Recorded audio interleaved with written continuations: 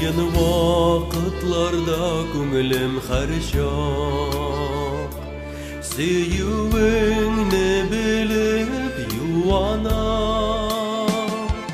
Сағыш беруг ayırmasın meni, Сиңа ümitlenімнен Allah. Рәхмәт хақ тәғәләм тұрмышыма, İman ümit süyü birgeniga, İzgü merhamet her adımda, Yoldaş bulsun dünya gizgende, Yoldaş bulsun dünya gizgende.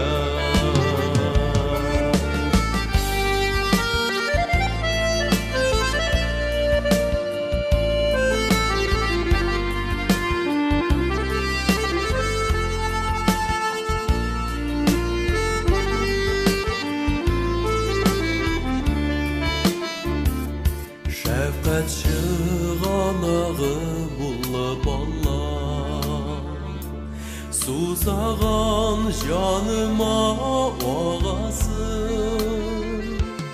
Rəhmət siңа qayğılardan saqla, Yənəşəmdən atlab barasın. Rəhmət xaq təğələm turmuşuma, İman ümit süyüb birgeniga, İzgi merhamet her adımda, Yoldaş bulsun dünya gizgende, Yoldaş bulsun dünya gizgende. Rəhmət xaq təğələm turmuşuma, İman ümit süyüb birgeniga, İzgi merhamet her adımda, Yoldaş bulsun dünya gizgende, Yoldaş bulsun dünya gizgende.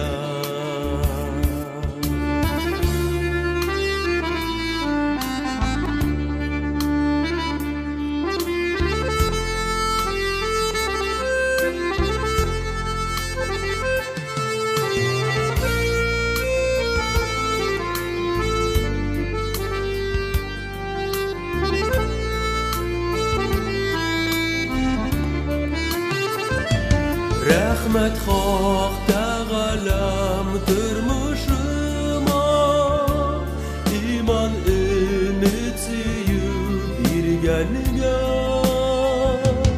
İzgi merhametin her adımda, Yoldaş bulsun dünya gizgende, Yoldaş bulsun dünya gizgende.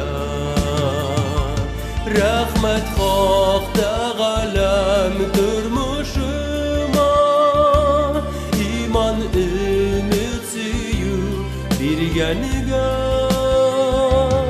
İzgi merhametin her adımda, Yoldaş bulsun dünya gizgende, Yoldaş bulsun dünya gizgende, Yoldaş bulsun dünya gizgende.